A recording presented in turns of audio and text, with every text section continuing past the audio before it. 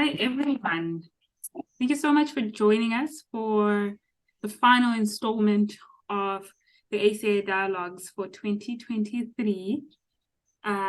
Super excited. I hope I'm very audible. As usual, my name is Michelle, and I am co-hosting this space together with Chulu, who is also from the ACA team. Just a couple of things before we properly get started. Could you please try as much as possible to make sure that we are on mute for the duration of the dialogue, unless, of course, you are contributing, because then that becomes different. So please try as much as possible.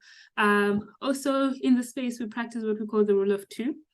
So I will have to wait for two other people to speak before I speak again. That's just how it is. And today I'm extremely excited because we're going to be talking about the relevance of international conferences in dealing with issues of justice. And we'll get into, on Monday when we did the Back2Basics Workshop, we got into some examples of what we classified as international conferences that have been established to speak to issues of justice in various contexts, environmental justice, human rights, that sort of thing. So now today is just about linking those conversations that we're having on Monday, but this time with a very special panel that is joining us today. So before I get into introducing our panel, I am going to start with asking people to just check in the chat.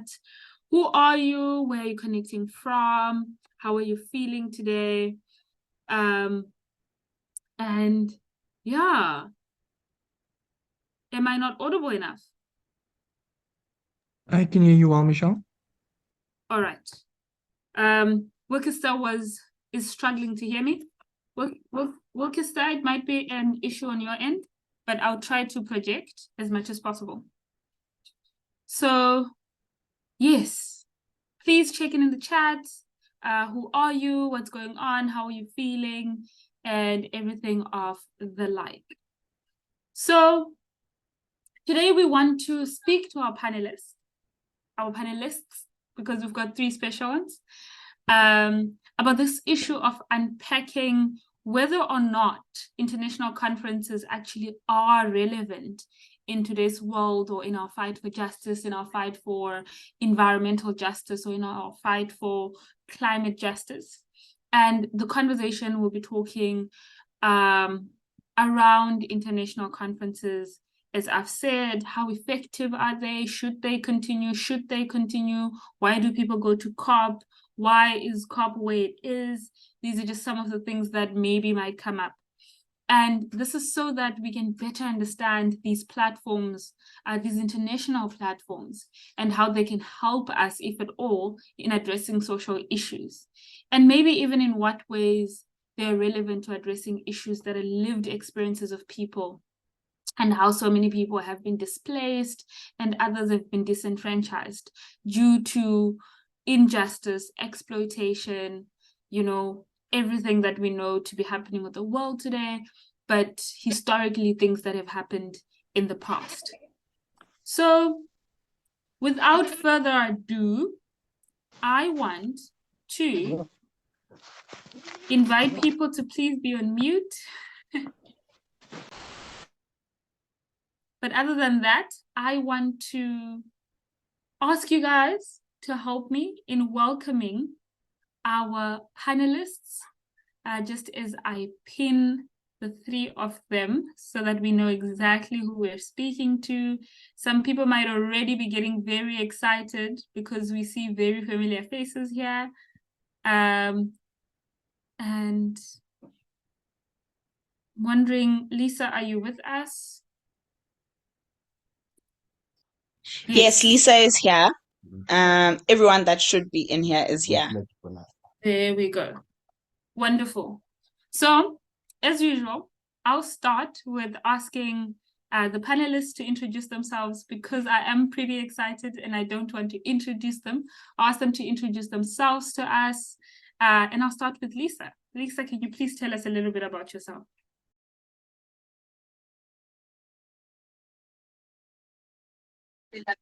Hi, everyone. Can you hear me? Okay. Yes. So I am Lisa Kanyamatiso. I am from Kailicha. I started being a part of the movement since 2019. I joined Project 90 by 2030, their youth program called the Youth Initiative Program. And then since then, I've been a part of the movement. I've been volunteering, and then now officially working for both organizations. So yeah, thank you very much, Michelle. Thank you for that, Lisa. Gabriel, could you please introduce yourself? Hello, everybody. It's good to be here. Thanks so much for holding space through Mitchelle and Chulu. My name is Gabriel Klaassen. I'm an intersectional justice activist based in South Africa. Yeah, I think I got involved in the movement in 2012 as I kind of went into kind of high school. And I was bullied by my geography teacher. She said, "You are coming to the Eco Club." And I've never looked back since.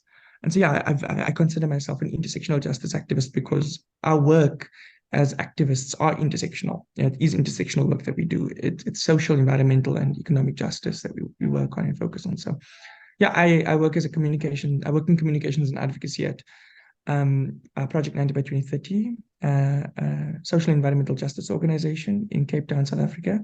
I'm also a program manager at African Climate Alliance. Yeah, and I'm super excited to be here today. Thanks so much, Michelle. Oh, thanks, Gabriel. Sarah, could you please introduce yourself to us? Great.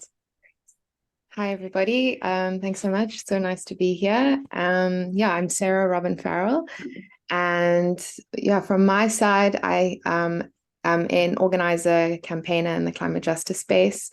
I think that as long as I can remember, I often owe my kind of foundational teachings of care for the planet and for people to my mom. And I think that I'd often led me to finding opportunities that I could channel that into. And I think a lot of us can say those things about, you know, who we owe those things to. And I think that it took me at university when I was studying journalism and music, and I ended up getting into the Green Campus Initiative at the time at the University of Cape Town. And there I tried to use my skills that I was learning at the time towards that initiative. And this kind of led me down a path of being an environmental communicator. And that ended up being my career. And it took me into grassroots climate justice activism and organizing as well. And I think that it's led me to a place where, you know, starting off as a volunteer, but getting more and more into the movement, both with the African Climate Alliance as a strategic communications and fundraising manager, and also as a campaigner with Fossil Free South Africa, and trying to use some of the other skills that I've gained along the way in music or otherwise to also contribute to, as Gabriel said, this very intersectional and not single issue cause of social environmental justice. Thanks. Speaking of music, the song that we were listening to when we when we were joining is actually one that Sarah Robin Farrell put together, and yeah, that is Sarah's song. So I will be linking it in the chat if anyone wants to check it out. And you're gonna all see and understand why I was so excited even at the beginning, and I was talking about I'm super excited about today's panel, because not only are these friends, they're also colleagues, and we also happen to work together at the African Climate Alliance. So we are bringing you people that we've been engaging with in various aspects. And I think even in the Back to Basics and the dialogues, they've made an appearance or two, which always is exciting to me.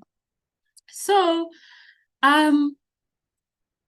we heard, I think, briefly about how each of you kind of got into the work that you do. And I think we heard it mostly from Sarah. And I'm interested to hear from you, Lisa. how did you get into the work that you do? And yeah, how did you get into the work that you do currently? Ooh, okay. Yeah, how I got into the work that I do. Okay, so like I said, I joined the Youth Initiative program that is under Project 90 by 2030, and then from then I fell in love with the environment. I fell in love with the topic per se, and then I decided to be a volunteer, and then I joined the ambassadors program that was run by African Climate Alliance, and it's still an ongoing program. And trust me, guys, it really works wonders because it has taught me so much. It has made me, go over and beyond for this movement because of my passion within it.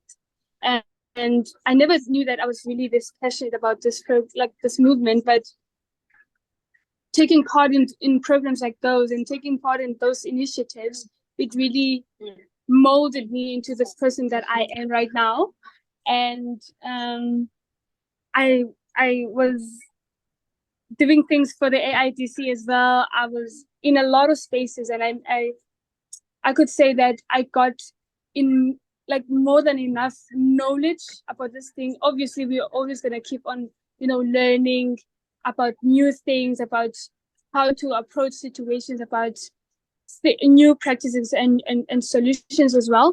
However, I felt like with the much knowledge that I've accumulated along all these years, it was time now. It was about time that I give back to the community, which is why I took part in these discussions, and I could refer to myself as a ground worker because I work a lot on the ground, and I make sure basically to give in every knowledge that I've accumulated and making sure that everyone is climate literate, and they put their opinions as well into the movement as their opinions, values as well, like even with their experiences matter.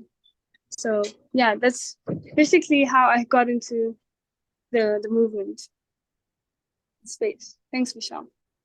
Thanks for that, Lisa. And I know that in varying extents, both Gabriel and Sarah, you also share those sentiments around getting into the work to also give back. But obviously, we understand that in different ways because of the different contexts that we come from and the types of work that we get involved in. But I'm interested, Gabriel, I'm coming back to you. I'm interested to hear about how you got into the work and why you do the work that you do. Why do you do the work that you do? Yeah, I mean, so I think a very important question, because sometimes knowing where you're starting helps you know where you're going. And so for me, I always go back to what my mother used to tell me, and family as well, is I grew up on the Cape Flats, which is it's a predominantly Black and brown community, where people of color were put during apartheid here in South Africa. And there's a lot of social and economic injustices as well as environmental issues. And so growing up, we lived in different communities across the Cape Flats, but I attended creche, so like school before primary school, a kindergarten in Manenberg. And I remember walking with my mother, and this is like one of my earliest memories, walking with my mother and picking up papers as we were going to school, because I refused to walk and leave things on the floor. And she taught me the word unhygienic, because she was telling me that picking up the papers with my hands was unhygienic. And I said, leaving the papers on the ground is unhygienic. And so at that moment, I kind of, just from the reflections from family as well, of course, very early times, but it is an earliest memory of mine is helping in that space. And then growing up, I kind of got more involved. I wanted to go into horticulture, which was taking, studying plants and nature and more, and diving into it all, but I never did. So like I mentioned, after after kind of going through primary school and being involved in like the school's kind of eco clubs, I was then like, cool, high school, I'm going to start being cool. I'm going to change my image. And then my geography teacher, Mrs. Najjar, actually pulled me into a workshop one day, one Saturday, and she said, you're coming to this meeting. I don't care if you want to or not, you're coming to this meeting. And that's why I made Project 90 by 2030. Yeah, I kind of got involved with a youth leadership club. It really built my capacity and my strength to kind of advocate for what I strongly believed in and what I noticed in my community. So coming from a community where people's socio-economic issues, socio-political issues took precedence, took priority because of a lot of the kind of immediate pressing situations. You really couldn't really focus on the, how do I say, the kind of environmental element, because how do you explain to people those links? And at the time, I couldn't even explain how things were interconnected. And so kind of going through high school, I really learned and built my knowledge, and kind of dove right into it. So much so that after 2016, so 2017, I became a full-time volunteer with Project 90 by 2030. And in 2018 and 19, really strengthened my capacity throughout the U-Lead initiative program, became a mentor there, worked with young people in the Cape Flats. And it was kind of giving back, but not necessarily giving back. It was a bit of selfishness, because it felt like, how do you give back to a community you came from? And so it's like, I'm living on the Cape Flats. And so it's kind of giving back, but it's also doing right by the place that I live. And so I view it as like a double thing. So yeah, to me, I got involved because I suppose I was told at a very young age that we've got to care for our world. We've got to care for our environment. We've got to care for people. And to me, when I saw things that didn't align with that care, it kind of really broke me down. I obviously got a lot more active and a lot more loud and a lot more angry as I grew up. But I channeled that anger, a lot of the anger that I felt about being in the circumstances I grew up in. I used my activism now as a kind of 25-year-old to channel a lot of that anger. So I took a lot of the pain and the sadness and the suffering and the anger from growing up in an underprivileged community, and pushed it through change making. And oftentimes that's why I seem so passionate in this space. It's because it's that or the alternative, which is stew in that anger. And so, yeah, I got involved because amazing people saw how important it is to not overstep, but rather to nurture a space and nurture a ground that is fertile for change making to grow. And they saw that in me, and now I'm able to see it in others.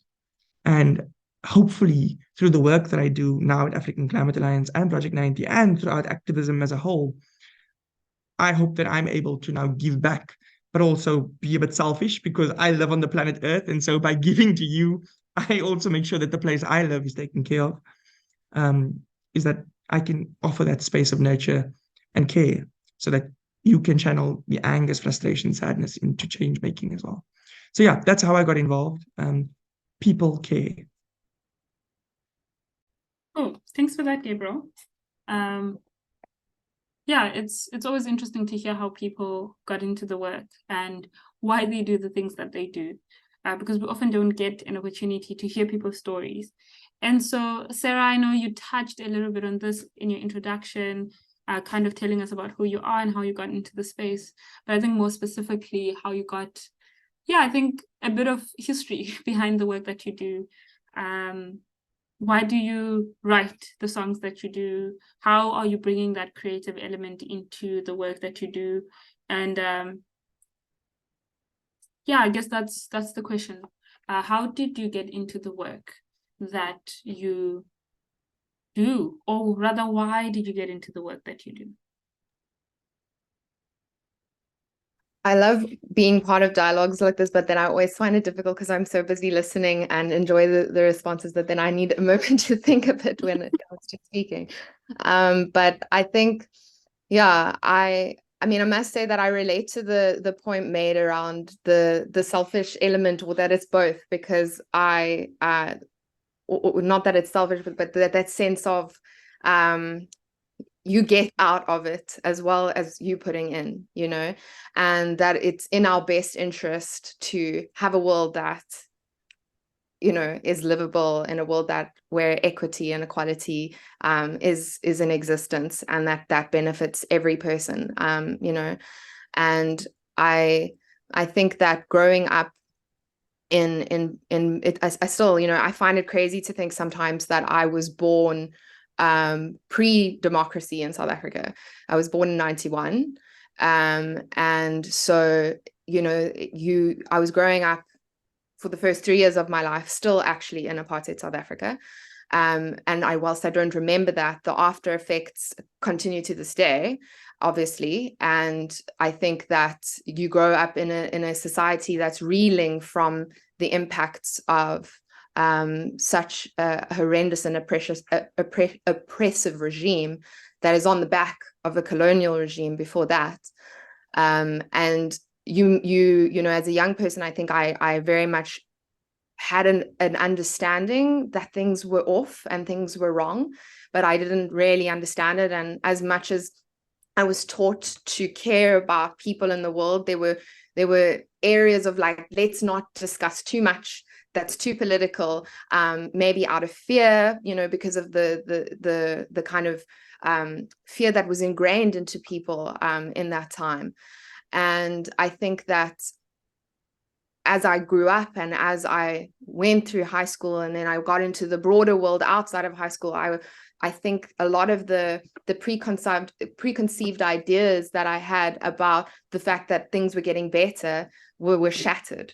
And that a lot of the things that we believed were happening as a result of, living now in a democratic South Africa were not being achieved, and that a lot of the intersections between these environmental issues that I was becoming exposed to already in university with the Green Campus Initiative and the work that I was doing as an environmental communicator, but then, being more exposed to, for example, the work in that was happening on the coal front in South Africa, and how linked coal was to the current really challenging and difficult experiences that people are having when it comes to their health, when it comes to land, when it comes to housing, access to basics like electricity and water, and then realizing how connected these things were in terms of the air pollution and the carbon emissions. And I think, pulling that line then from the past into the present and into the future. And I think it just, it really brought me into feeling very passionate about wanting to be a part of achieving a world in which we could have socio-environmental justice and restorative justice. I think I'll stop there. It's something you could go on about. Yeah. Cool. Thank you all for sharing how you got into the work. In case anyone is wondering, I will keep my camera off just because of bandwidth. We are in South Africa and load shedding is doing a number on us. So just so my network stays stable, I will keep my camera off. But thank you to the three of you for telling us a little bit about your story. I feel like I know you guys a little bit better now, which is always exciting. But I also know that the three of you have been to COP previously, which is which I think maybe for those who were not present in the Monday Back to Basics workshop, we discussed what COP meant and all of this. And COP stands for Conference of the Parties, and it's essentially these countries that come together on an international platform who table and discuss all of these different international issues, particularly around the environment, around environmental injustice or environmental issues, with the most recent one having been COP27, which happened last year, and this one, for the one that we're calling COP28, happening. I think so many people have actually started arriving to COP now, so it's going to happen in the next couple of weeks, with pre-COP happening, which is essentially the before the event, and then the actual COP, which should last about 2 weeks going into December. And if you would like to know more about COP specifically, outside of what we will have discussed today here, please do check out the recording for Monday's workshop that we had. Yeah, so, but basically I wanted to get into COP a little bit. It's a conference that happens yearly, or that should happen yearly, considering everything is going relatively okay in the world. And it is a United Nations climate meeting where governments discuss how to limit and prepare for climate change. And when we speak about the parties, when we say Conference of the Parties, we're looking at 198 parties who are also member states of the United Nations. So these parties include people like civil society organizations. The same parties also include governments and the like. And essentially the point of this COP by the UNFCCC, United Nations Framework on Climate Change Convention, is to stabilize greenhouse gas concentrations at a level that would prevent dangerous human-induced interference with the climate system. Essentially, summarizing it, to the point is to discuss ways to make sure that climate change or our climate systems are not jeopardized due to our human activity. So now that I think most, if not all of us, are on the same page around COP specifically, I think we can move a little bit into whether or not our panelists believe that international conferences like COP are relevant to the issues that people are faced with. And I will start with Lisa. Lisa, do you believe that international conferences like COP are relevant? Also considering you've also been to COP and you're going to COP this year. Yeah. So, well, what I've noticed, because last year was my first COP, it was my first time attending COP. And then I was just there, you know, like observing, not knowing what to do and all of that. But with regards to relevance, I believe that we need those people in power, those people in those decision rooms on the ground as well, so that they can know what they're talking about. They can know what, you know, like what effect their decisions will have on the people that are working on the ground and the people that are living in those, you know, those affected areas, like those mostly affected areas. Not to say that some areas are not affected at all, but like those mostly affected areas.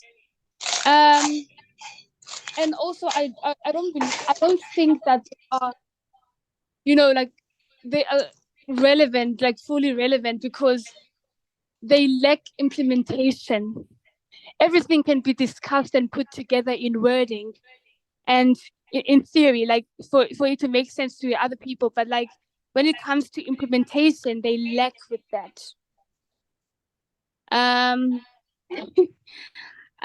Yeah, I think that's one thing that really like stood out for me when you asked me this question, Michelle. And yeah, if there's more, I will add. I will definitely do add. But this is one thing that really stuck out for me. Cool. And it's interesting that you speak about how there's a lack of implementation from these conferences. And I think there's definitely an opportunity for us to go deeper into that as we progress in the conversation. Sarah, I know you've been to COP. you've been to COP. I know you were at COP27 last year. Based on your experience as well, do you believe in the relevance of these international conferences? I think that because we don't necessarily have an alternative mechanism to have these kind of global discussions around and negotiations around a really important issue that impacts our future and the way that we live in the world, I think it is relevant and it is needed. And I think that the problem comes in where the way, as Lisa was saying, around implementation, that a lot of that also comes at the planning phase, where the conferences are also co-opted by the interests or taken over by the interests of people in big corporations, in fossil fuel industries, in governments who don't necessarily want to see change. And also I think that sometimes I would say that the mindset that these conferences are run with is irrelevant, because they are very often single issue focused. So we're thinking about climate change. So it's a climate change conference, and we're thinking about this idea of climate change as being about carbon emissions and nothing else. And so people come up with these big fancy technological fixes like carbon capture, or, what they call market-based solutions, where we buy offsets in order to carry on polluting because we're paying for trees to be planted somewhere else. But that means we can keep, pumping as much pollution into the environment as possible. So I think there's a mindset problem that is actually irrelevant, and that if we saw things, or if these conferences were organized in a way that dealt with the issues in a more intersectional way, then the fact that they're relevant in terms of our lives would make the conference themselves more relevant in terms of the actual outcomes, hopefully, as well. And yeah, and that's interesting. And I wanted to quickly add a thought to that, but I am going to hold myself and come to you, Gabriel, because I also know that you've attended COP in the past, and you've had your own experiences as well at COP. And same question comes to you around whether or not, or around the relevance of these conferences, maybe even to our daily lives or to the work that we do. Yeah, I think very big question. I think Sarah and Lisa touched on a few of the points I would mention, so I'll leave those points. But I think, so last year I attended the subsidiary bodies conference. Long story short, there's a thing before COP where they talk about the agenda for COP. And Lisa and I attended that in Germany, in Bonn. And it was an interesting space, because I felt like that place there was where I got more work done than actual COP. I see what Sarah means when she says there's an element of relevance that needs to be held because we don't have an alternative. And I mean, at this moment, we don't. We don't have a space where world leaders come together and discuss things related to climate change, its intersections, and more. And if there ever was one, it would have to build up a lot of trust within those spaces and overcome a lot of the barriers that COP has overcome to even get to this greenwashed version of COP. I struggle to find the value in COP because of the silencing of civil society, because of the way that people present at COP are majority polluters. So how can you have polluters present and not people most affected? That's what they call it, the Conference of Polluters, COP. It becomes more and more less relevant. And that is a very worrying thing, because in a conversation I had with somebody recently, it was about basically like, will I ever go to COP again? And I said, maybe. And they said, good, because at least you didn't say no. And I said, why? And they went further and they said, the reason that they make COP such an uncomfortable space and such a difficult space for civil society to engage is because if enough civil society pull out, if enough people, enough activists pull out of COP, decisions about people can be made without us. And that just shook something deep in me, because it brought me back to last year when I was at COP in Sharm el-Sheikh, Egypt, where change happened on the outside of the decision-making rooms that slightly shifted certain decisions inside those rooms. And so, to me, attending COP, I went in thinking, cool, we'll go into these spaces and these spaces and these spaces, and those spaces weren't accessible. But COP was well worth it for the networking element and for the activation element, because we were calling for the better part of a year, and for even before then, years and decades before, indigenous communities across the world were calling for something called a loss and damage fund to make sure that basically, if there's a natural disaster, there's a fund that is built up from global north countries for the global south to receive money to repair and adapt. Last year at COP, on the very last day, even after the very last day, actually, a few hours after the end of COP, we saw that fund get established.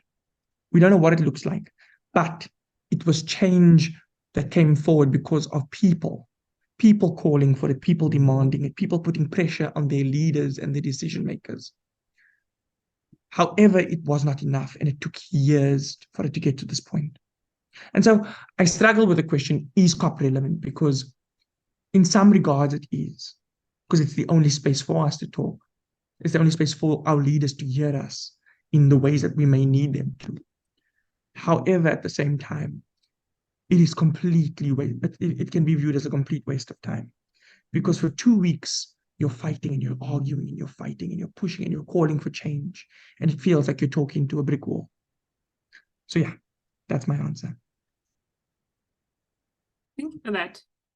And I think one thing that we can all agree is coming out right now is this. It's sort of saying that there are instances where we can see the relevance of it, but without proper follow-through, which is something that we haven't been seeing, to be honest, in the last couple of years, without proper follow-through from the people who attend, particularly governments. Difficult to motivate for why they should continue going, especially given everything that we've heard. And thank you so much for joining us again, Lisa. I know we had lost you there for a bit due to network, but thank you so much for being able to join. And I want to come to this, to discussing just around the involvement of civil society and whether or not now, maybe not looking so much at the bigger picture of the entirety of the conference, because I think that can sometimes affect the way that we pass judgment on these spaces.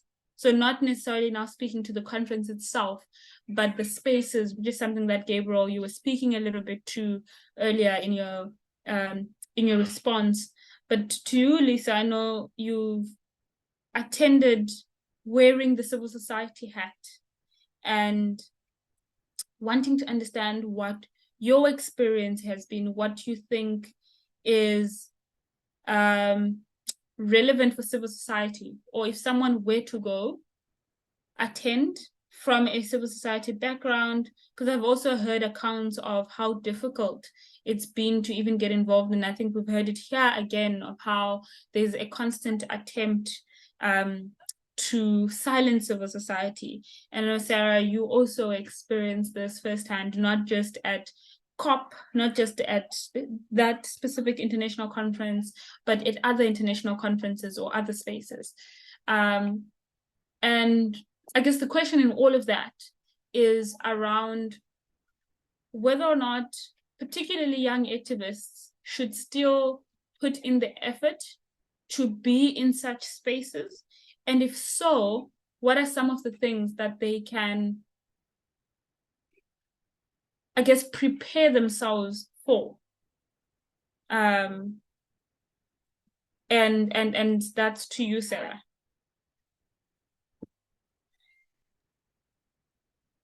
Sure. Yeah, big question. I think maybe I'll start with you mentioned the experience, and so maybe just speaking a little bit around that, and if that's okay, and then maybe that will help formulate some of the thoughts that I have around the question that you've asked. But I think that it was not just in, as you mentioned, at COP, where we were experiencing quite troubling and difficult I can't think of the word now, but surveillance, I suppose, is what was happening to us as civil society, and intimidation at times. And when I was and Lisa and I were both actually at the African Climate Summit as well in Nairobi, and a lot of the actual Kenyan activists were completely prevented from attending at all. They were denied badges. We experienced something where my badge went missing. And then it turned out that a lot of the South African activists who had been outspoken had a similar experience, that their badges had supposedly gone missing and then were later found somehow. So strange things. And then when you are experiencing these issues of surveillance and things, you don't know if it's something to be concerned about, or if it is something that it just happened. Maybe someone lost a badge, but sometimes when there's these patterns that are worrying, you observe them. And I think that we also then noticed that even the spaces that so at the African Climate Summit, for example, they positioned it very much as an African summit where we were going to make decisions about Africa towards COP. But then it turned out that most of the breakout sessions that were being held were run by Global North companies or organizations. And it was all about pushing really financial and types of solutions to the climate crisis, as opposed to what you would consider as real solutions, and that are people-based solutions. And where they had a lot of those sessions that were actually completely so basically the ones that were criticizing the summit or were talking about real solutions were in places where they cordoned off, where most of civil society badges weren't even allowed to go. And then we were told it's because the president is here today, or it's because you don't have a special access badge to this room.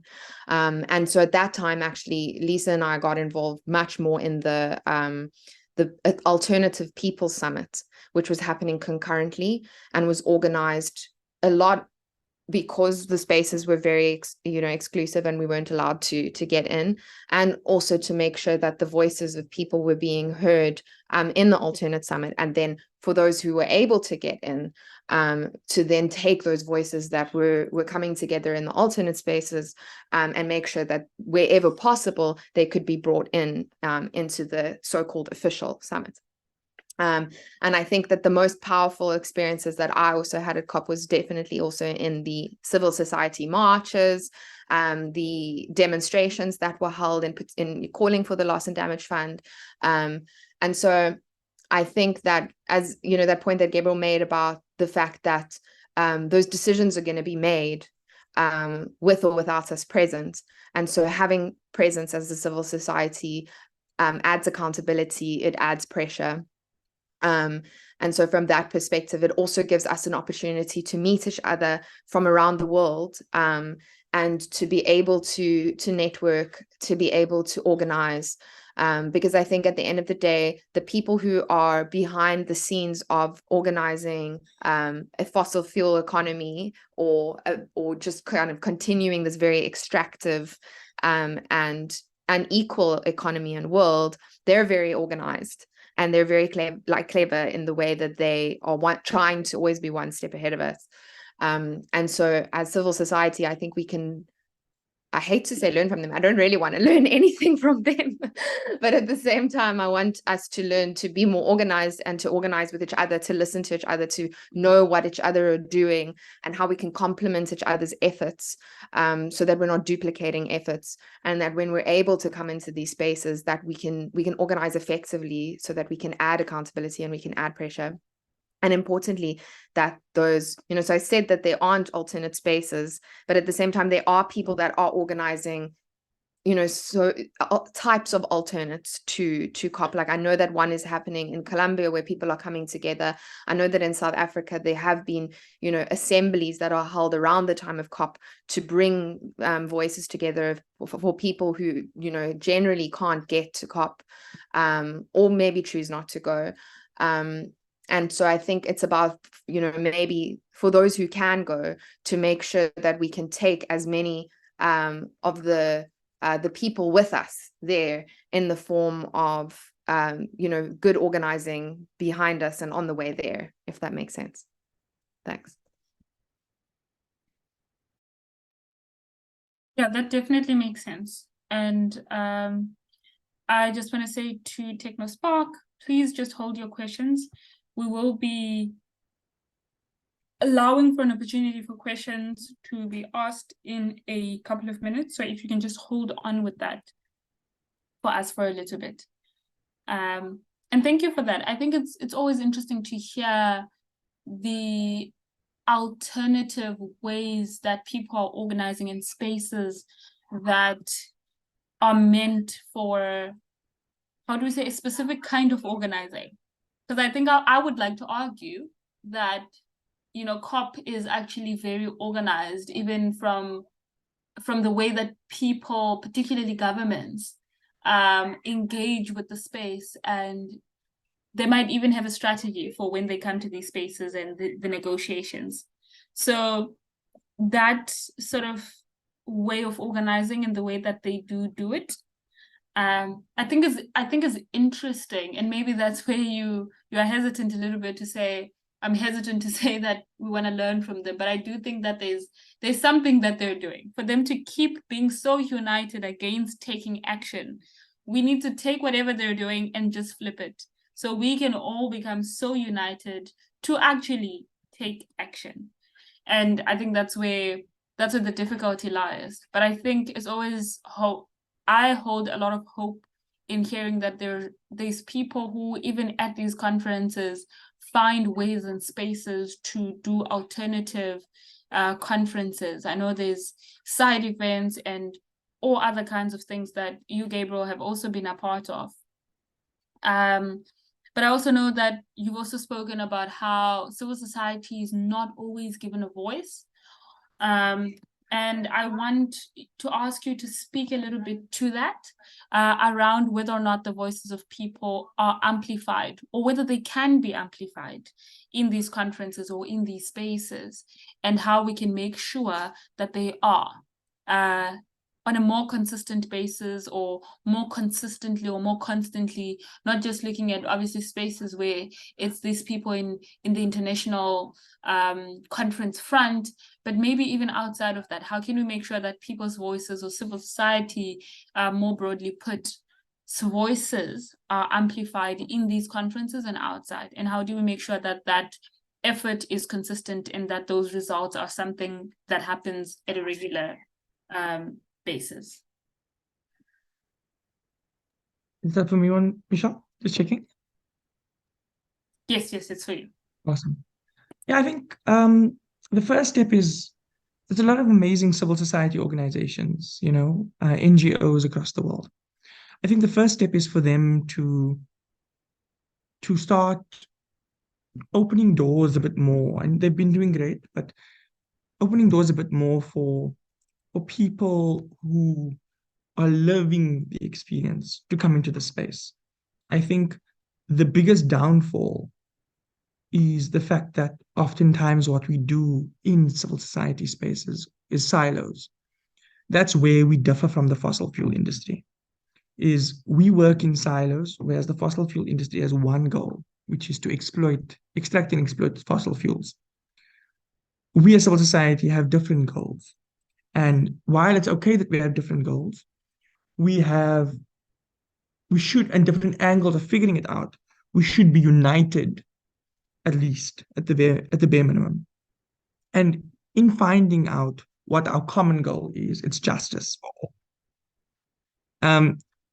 But in understanding how we achieve that, we need to ensure that people with a lived experience of the realities we're trying to fight against, the harsh realities we're fighting against, that they are in the spaces that they need to be in.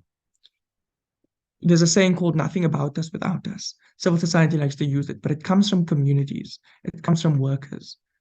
And it's so important that we acknowledge the root of that is we should not become, as civil society organizations and more, what we hate is those exclusive spaces. This is why African Climate Alliance was born, was to become a space where young people can take ownership of the climate justice movement. And so when you ask, how do we get a lot more, I suppose I'm trying to look at your question in a deeper way. How do we get people more in the space at different levels at different times, and at a more consistent basis? It's about making sure that we understand why we're doing what we're doing. Why are you going to COP? What is your reason for going to COP? Are you going to COP so that you can network with people?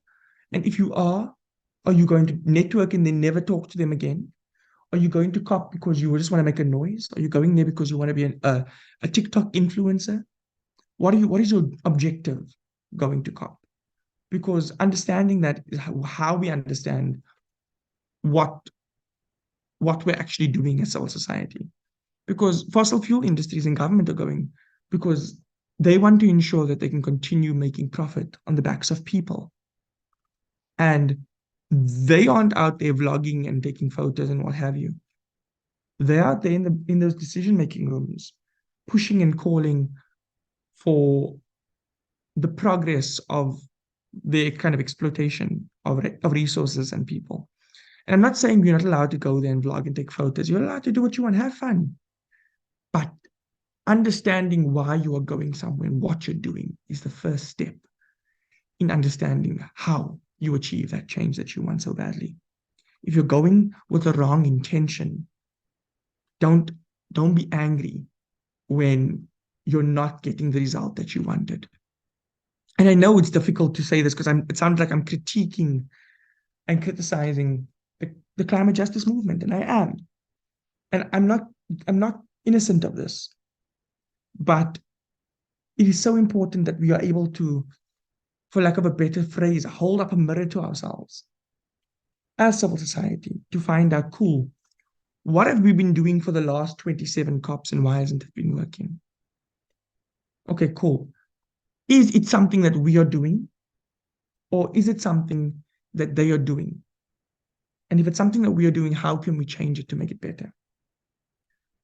I think what I saw last year at COP27 was the Global South being left out of the conversation in quite strong ways. Badges being denied to kind of civil society organizations in like most affected areas in the world, where we also saw the kind of crackdown on some badges for COP, some attendance passes to COP from global North organizations. They still were like, hey, so sorry guys, we only have 16 badges this year. You only have 16 badges. What do you mean only have 16 badges? There's some organizations that normally have 2 badges, but now have none. And who knows if we're allowed to get them in the future.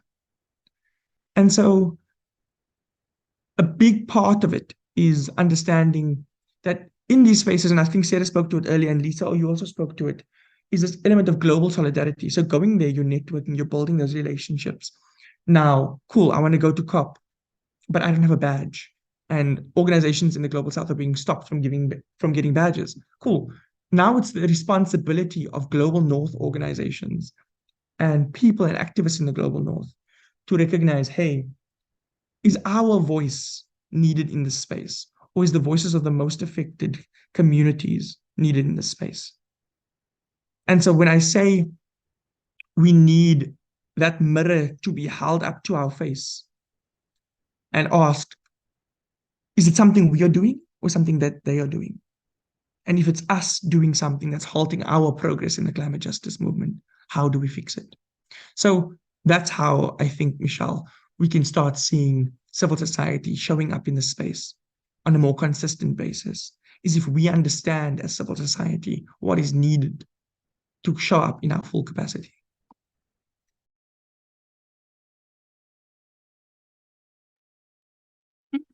Thank you for that. Thank you both for that.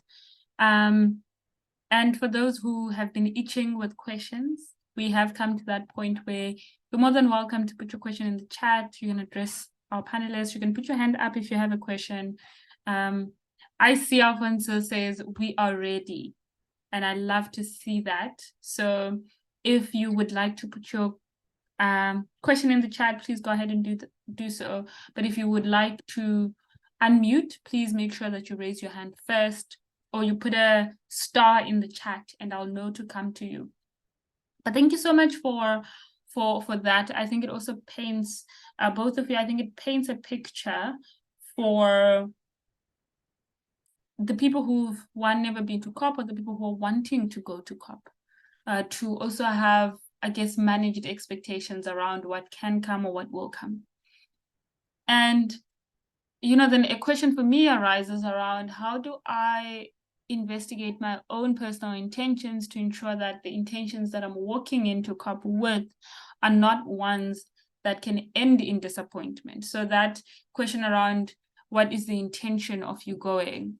I think it would be helpful in some spaces to understand, how do I investigate my own personal missions and see how I get to the point where I can go to a COP or an international conference and come back unchanged, for lack of a better word, or maybe changed for the better, rather. And I saw someone here, TechnoSpark7, you said you had a question. I'll start with you. Would you like to ask your question now?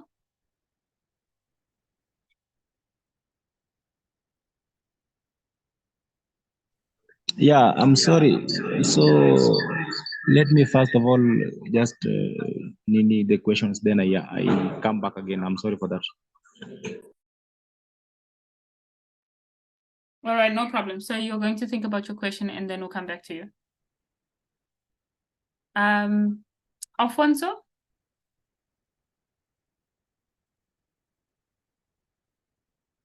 Coming to you. Did you have a question?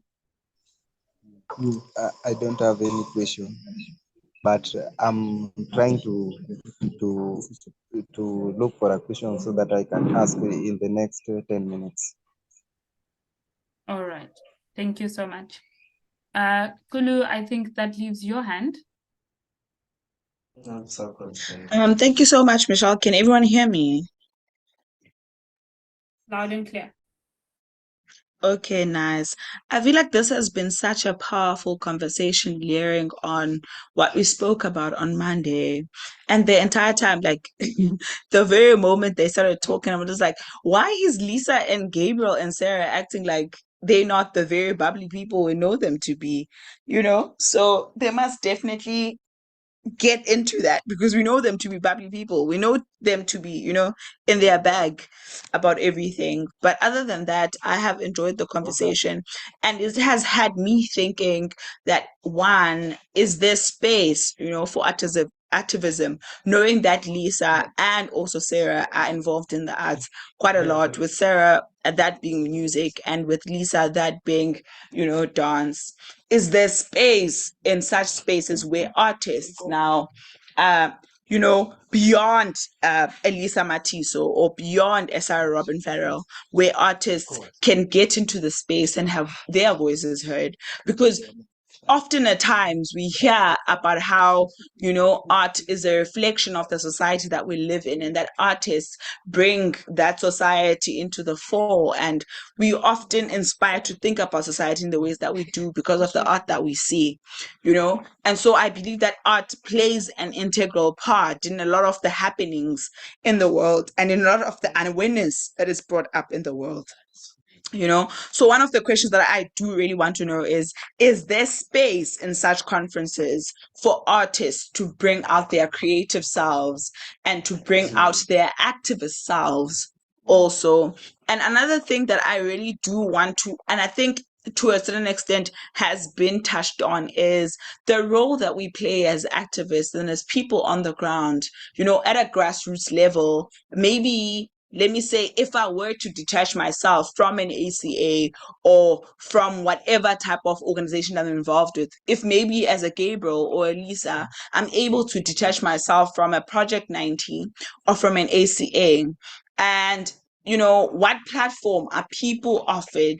And if they're not platformed at all or offered the platform at all, in what ways can we try to harness the already existing sort of platforms that exist, like your African Climate Summit, like your Conference of the Parties 28? How do we harness such, platforms to make sure that they reflect what is really happening on the ground at a grassroots level as activists generally? Because we know that a lot of the times these things don't come to the fore because we have these people who are world leaders, world-class leaders, who come also from the, from the continent of Africa and go out there supposedly representing us. But at times we feel that they don't do that, in its entirety. So how do those voices come through? The voices that are grassroots, coming from, a community level, but also at the same time, the artists' voices who are then able to, put it out there with influence and with impact and with creativity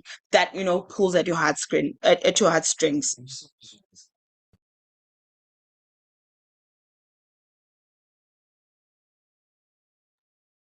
Did you want anyone specific to answer your question, Chulu?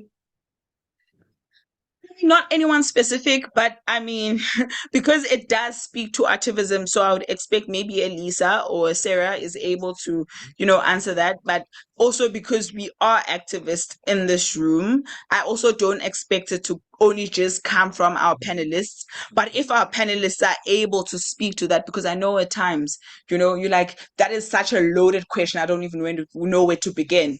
But if it is something they're able to attempt, and also something that in the room we're also able to think about as we go through the conversation. So I think we will direct this one to Sarah. Cool. It is a loaded question. I mean, there's a lot in it. So loaded just from the perspective that there's a lot to unpack there, I think. Something that really came to my mind, though, and I think this speaks to the element of global solidarity as well that we've mentioned, is a song. And I can only but sing it a bit. And we learned it at COP last year, and we've sang it at pretty much all of our protests since. And we've heard how sometimes people attend protests and then they go home and they're still singing this song. And I don't know who wrote the song or where it originated, but it goes, power to the people, and the people got the power. Tell me, can you hear it getting stronger by the hour? Power, people.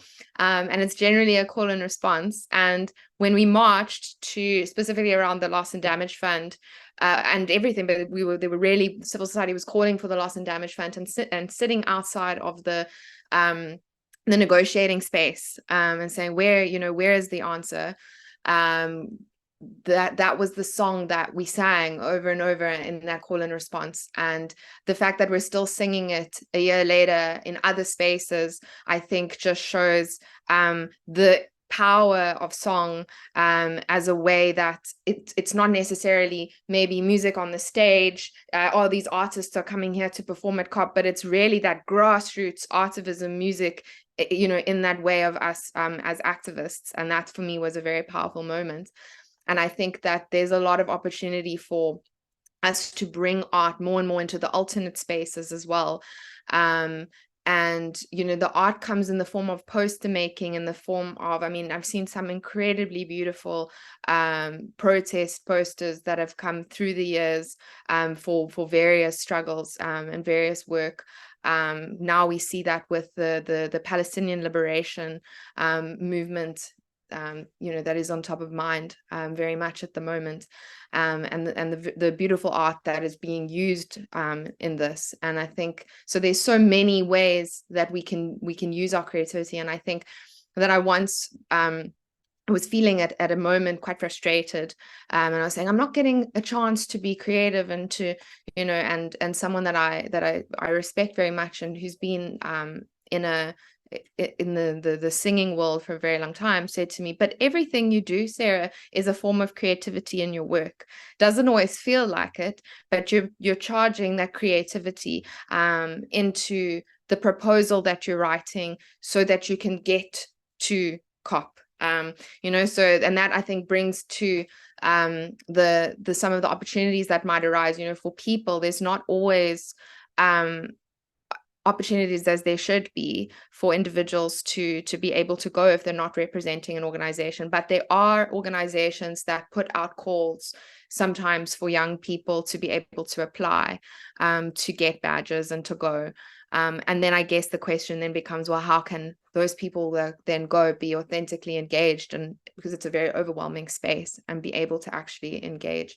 So for me, you know, in those alternate spaces, when we were in Nairobi, and I'll finish with this, I think a lot of, and I'm sure that there's lots that people can say about this, as Chulu was saying, other than us as panelists, but you know, a lot of the people that organized the alternate summit they just did it, you know, and there were people that organized lots of different sessions within the alternate summit that then brought this big amazing event together, where we went on solidarity visits to the Matare Township area, to, you know, there were different people from different struggles, from gender-based violence and all sorts of things, coming together and bringing their lived experiences and speaking about their lived experiences. And I think that the important lesson that I could have taken from that, I guess, is that all of us can organize an alternate space around this, so that reverberates towards these more formal spaces, even if we can't all be in those spaces. Thank you so much for that. And I think one thing that I have started to appreciate more in the climate justice space is someone who does not consider themselves a very creative person, is the artivism, is the creativity, is the advocacy through art, different forms of art. Could be through singing, drama, acting, whatever kind of art people tap into. So thank you for that. And also outlining and giving us, I think, practical examples as to where this, I mean, how it manifests, essentially. Lerato, you've had your hand for quite some time, so I'm gonna give you a chance. Please feel free to ask your question to our panelists. Good evening, everyone. I am so glad that I am part of this discussion. What Gabriel said truly blew my mind away, and I'm sitting and I'm thinking, oh my word, thinking alike. Somebody finally agrees to certain things I've been thinking. But yeah, so true. And the main question, or the main thing that has been on my mind, even prior to me actually joining in, is to say, I don't know, but if you take a deep look into it, and I love critique, and it's okay if you may be thinking I'm wrong or I'm talking what I don't know, but how can we attract more people within climate justice? And one way or the other, I also do believe that there is some power in numbers, you know? And with now going into 16 days of activism, I don't know, maybe because most people are affected by this, but everyone will be talking about it. It's all over, it's there and everything. Take a look at the Fees Must Fall movement, take a look at Abahlali Bomjondolo movement, you know, it achieved so much, and masses and people were there, you know, it became international, it the networking, everything was there. But as an activist, a passionate activist for that instance, the minute you mentioned like climate justice movement, I don't know whether people do not care or people do not know the intensity of it, but I just feel people are so ignorant. And I'm just sitting and wondering, how can we bring more people to the party?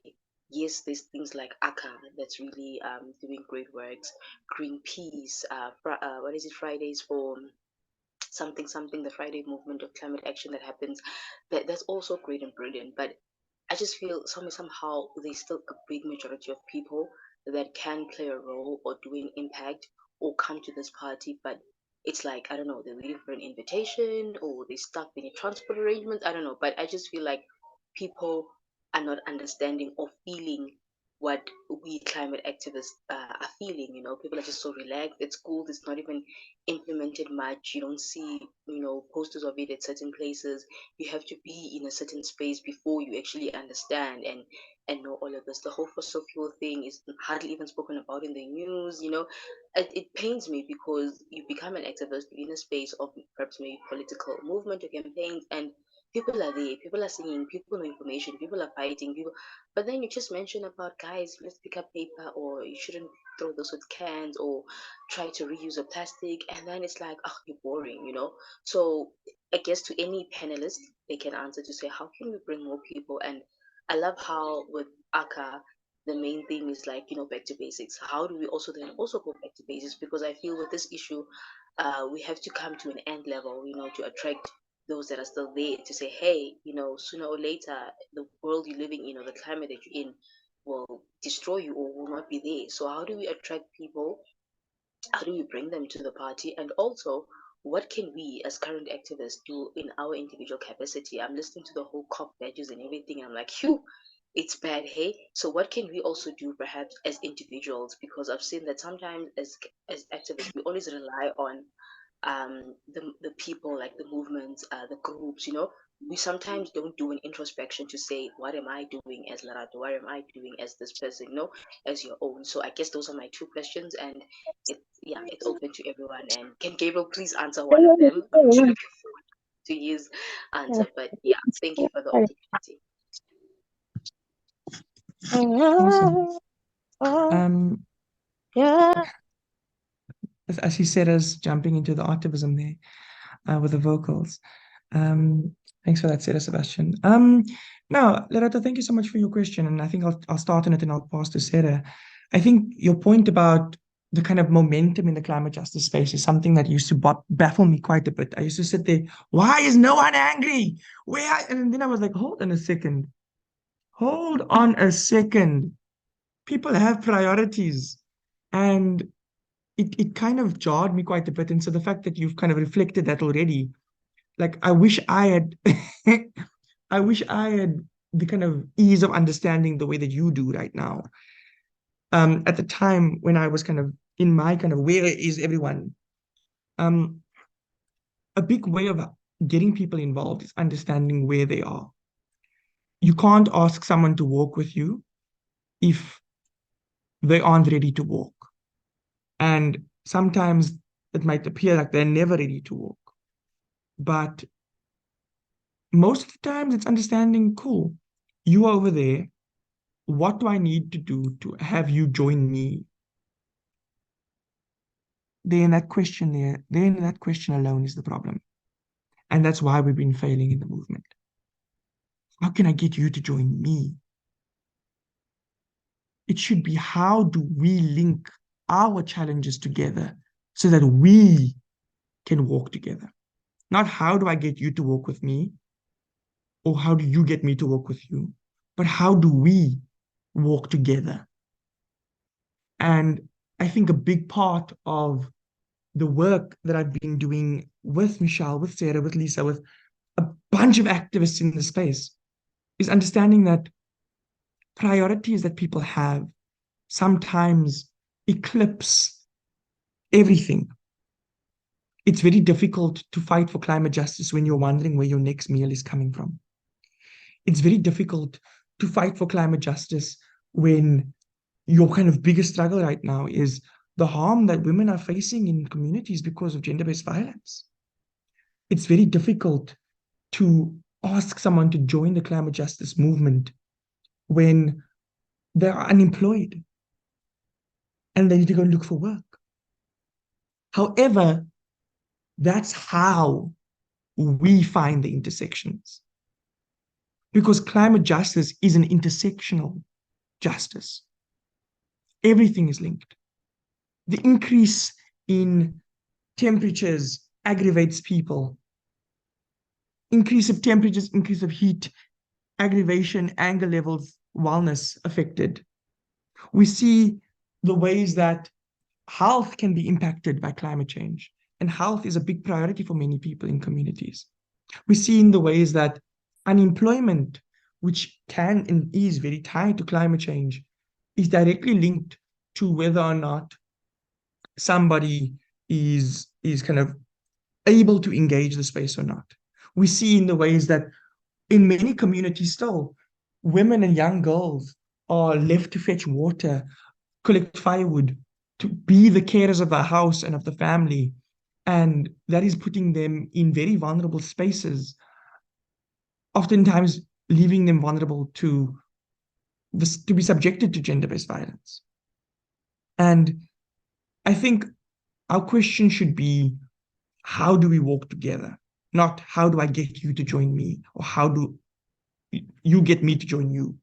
It's how should we walk together? And the way that we do that is by I meet you at your doorstep.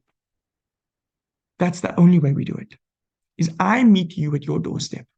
Because right now I have the privilege as a climate justice activist, even though I've got my own social and economic issues, at this moment I have the privilege to come to you and say, cool, what are you facing? Cool.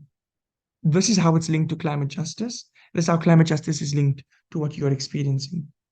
How do we show the intersections between human rights, basic human rights, and climate change and climate justice? And then further from there, now, cool, what do we want to walk forward with? Because now I don't want to stand next to you and you look at me funny. Like, why, Gabriel, why are you still shouting we need climate justice? I thought we were talking about we need the end of gender-based violence. Now you're shouting something completely different. Well, guess what? There's ways in which we can structure messaging and demands.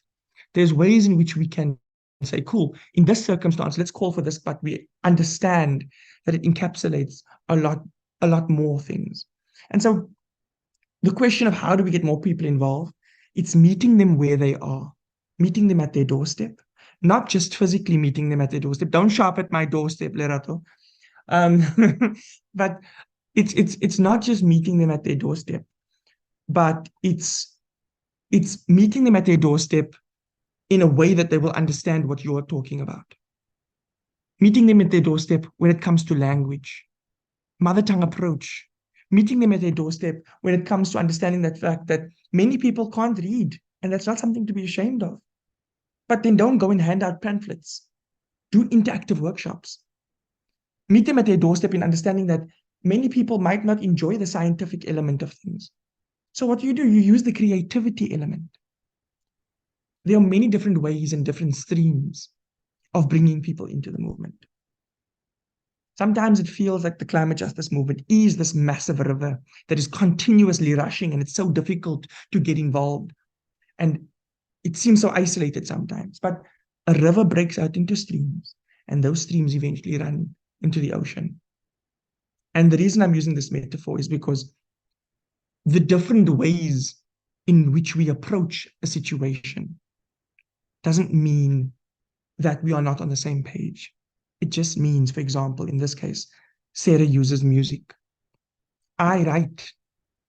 Sarah uses music. Lisa dances. Sarah uses music. Michelle uses educational workshops. Sarah uses music. And maybe someone does something else. But the same way that we can express there's different ways to communicate climate justice is how we need to view the intersecting issues and injustices that we face in our communities. Is, yes, this person has this issue, and that person has that issue, and that person has that issue, but at the end of the day, we all want a just future and justice. And the ways we approach that can be in different ways, in different angles, in different avenues. But it's so important that we understand that we are to walk together. You don't have to walk with me, I don't have to walk with you, but we walk together.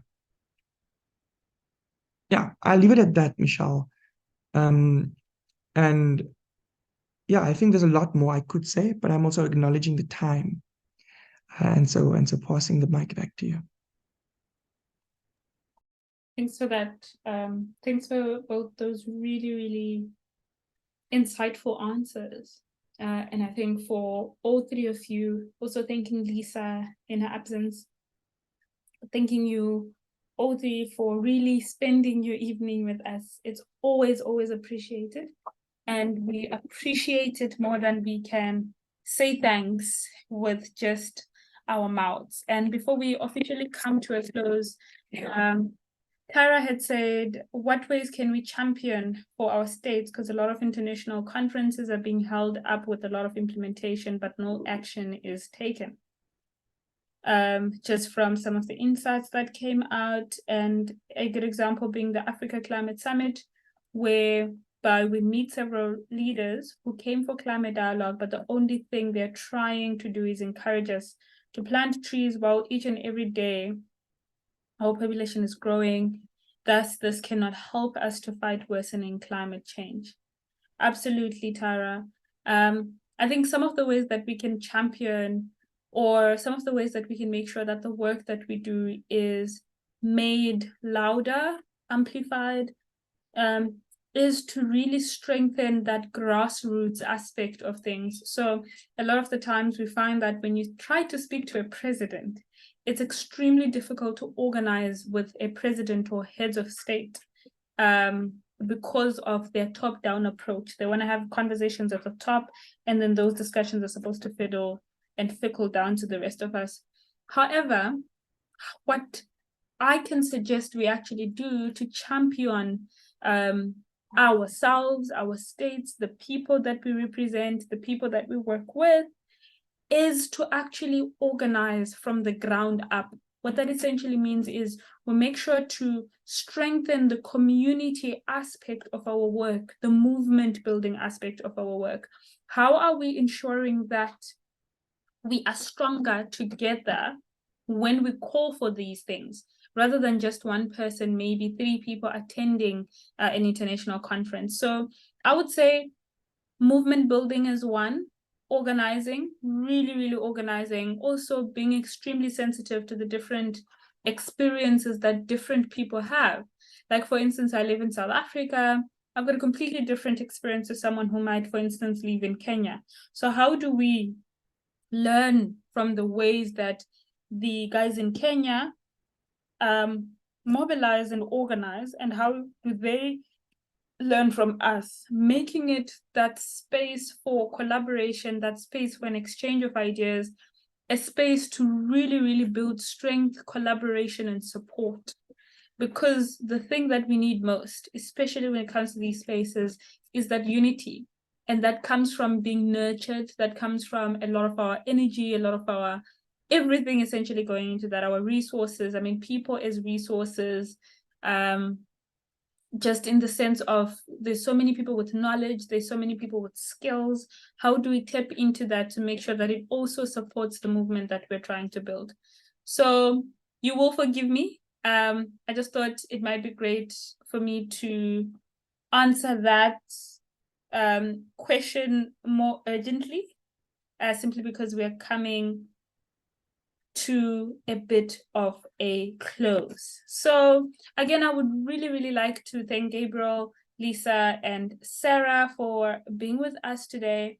And I wanted to ask if it were at all possible, right? My ask is for an extra, say 5 minutes, for an extra 5 minutes. And in this 5 minutes, I am going to ask for some last thoughts, before we close. So anything that you want everyone in the room to walk away with when they think about this last this last online dialogue that we've had for 2023, what should come to mind for them?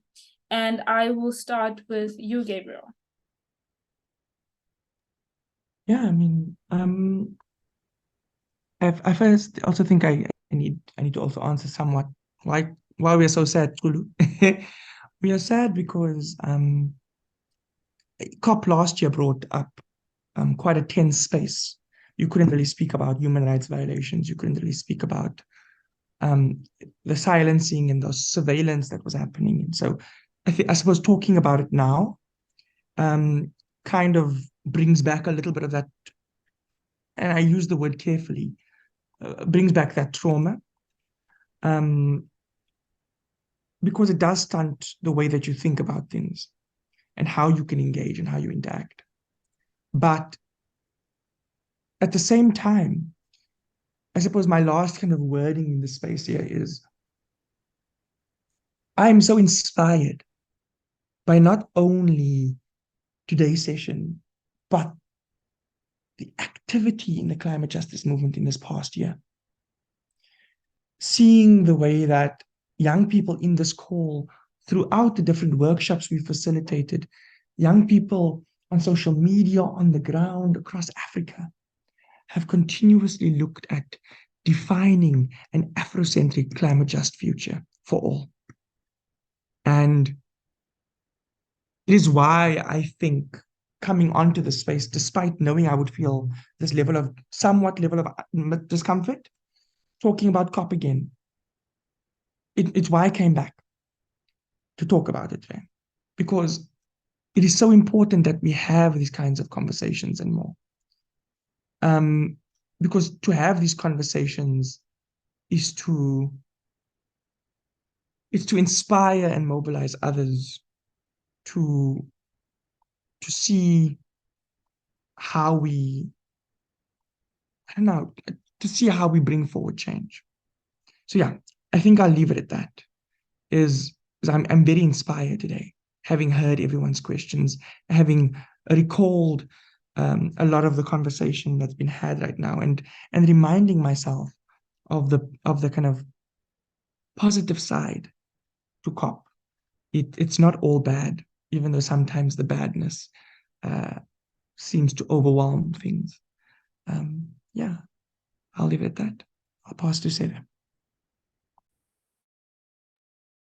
Thanks. Yeah, I definitely agree on all points, including why we were not outgoing in the beginning or feeling a bit tense, I suppose. Yeah, I think that, I mean, what I posted in the chat just around the solutions focused approach as well, I think that often when we're campaigning against the things we know we don't want, we know we're against, extractivism or fossil fuels or capitalism, but then what are we for? And I was so inspired by the People's Declaration at the Alternate People Summit in Nairobi, where there was such amazing thought put into, and I posted the link in the group, but there was such amazing thought into combining real solutions that were thought about at a grassroots level, that weren't, big decision makers at this out of touch level saying, these are the solutions that are going to make us profit and that we believe are going to work for you. No, these were, solutions led by people on the ground, put forward by people on the ground. And it's also about us not waiting for those solutions to be put in place. So we're campaigning and we're organizing and we're calling for change at a top level, and we need it there because that's where a lot of the power resides. But the power really also resides with the people and with us. And so, we're calling for that change and we're holding that accountability on one hand, but we're also not waiting for change to happen and making it happen ourselves wherever we can. And I think that, I just leave with a lot of gratitude for having had this opportunity and for everyone here that joined us. Thanks. Thank you so much for that. Thank you both for being here, for sharing your time with us and your experiences and your knowledge as well. Andrea, I did see you in the chat. You will have to forgive me. I will make a bit of a promise to come back to you, even via email, to answer that specific question in the interest of time. No, but really, thank you so much for being here, and thank you so much for really just sharing your time with us and your experiences with COP. And I think a lot of us have learned a lot about the relevance of these international conferences and whether or not we should actually still be following them. So I don't want to make any conclusions for everyone, but to say that I think we've learned enough today to understand fully what's going to happen and why it has to happen. Thank you all, and enjoy the rest of your evening. Please keep an eye out for us in the new year, because we will be coming back in the new year with more of these. And we look forward to speaking to you and engaging with you further. Thank you so much. And thank you both, Gabriel and Sarah.